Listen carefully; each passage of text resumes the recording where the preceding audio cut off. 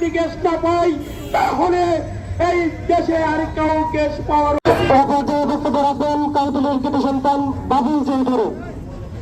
আমরা বলি যে ভাই আমাদের ন্যায্যতা আমাদেরকে বুঝিয়ে দিন, তাহলে এই আন্দোলন আমাদের যখন বিদেশ থেকে বাখরাবাদ গ্যাস হয় তখনই আমরা বুঝে গেছি।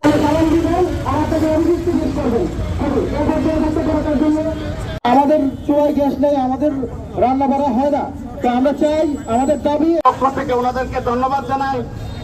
সাংবাদিক হলে সমাজের দর্পণ।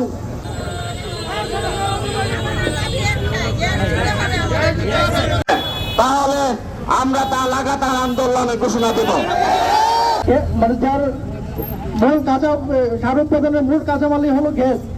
এই গ্যাসের আপনাদের কারো কাছ থেকে ডিমান্ড নোট নেওয়া হয়েছে, কিন্তু গ্যাস সংযোগ দেওয়া হয়নি। এইটাও আপনাদের একটা দুঃখের কারণ।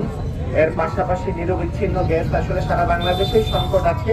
হয়তো ব্রাহ্মণবাড়িয়াবাসী যারা এই গ্যাসের সুবিধাভোগী আমরা তাদের নিয়ে আলাউদ্দিন সঙ্গীতাঙ্গনে আগামী মঙ্গলবারে একটি সভা করবেন। তারা যে ইস্যুগুলো তারা ফেস করছেন এবং